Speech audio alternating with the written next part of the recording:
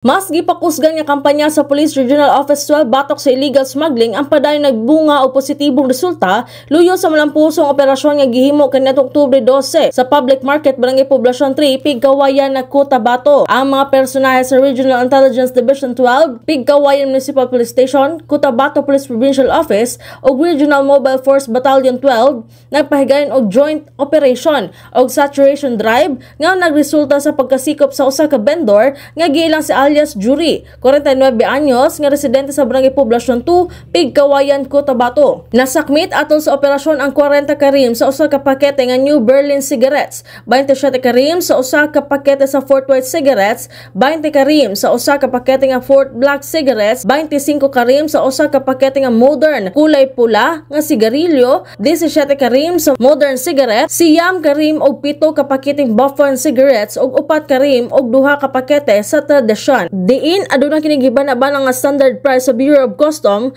nga 109,304 pesos. Ang mga dinakpan nga suspect ug ang mga nasakmit nga mga kontrabando gidala gilayon sa Pigkawayan Municipal Police Station alang sa tukmang dokumentasyon ug disposisyon subay sa kasamtangang balaod.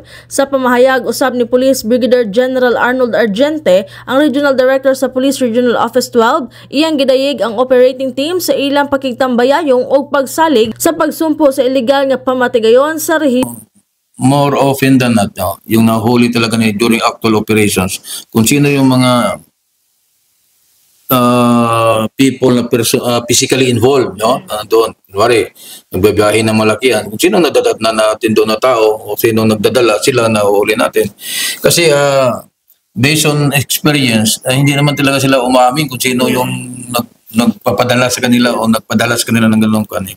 Although may mga minamanmanan tayo sa ngayon na we just hope na magkaroon kami ng solid na ebidensya, no, so that we can make the appropriate law enforcement operation.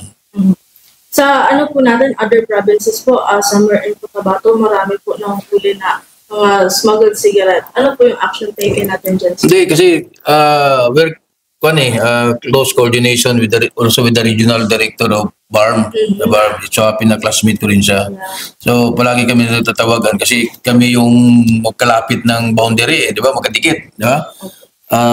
Hindi naman na makakaila na karamihan na pumapasok dito galing sa mga area na yon, di ba? So kung anong mayroon akong information, binibato ko sa kanya. Kung anong isang mayroon, binabato rin niya sa akin. Kaya we are in partner sa campaign against smuggling of cigarettes. Kaya lately, nung maupo siya dyan, medyo marami siyang huli. Somewhere in Maguindanao del Sur at Cotabato areas, di ba? So pag pumasok naman sila rito banda sa atin, mayroon tayo na huli din, no? At kung pumapasok din naman papunta doon sa kanila, the latest of bits nga, ang nahuli nila na doon ang galing ng Dibak yata papunta doon sa area ng Maguindanao, nahuli rin naman nila. Na report gikan sa patrol. Kini si Bombo Nova Juma para sa the #1 and most trusted source of news and information. Basta Radyo, Bombo!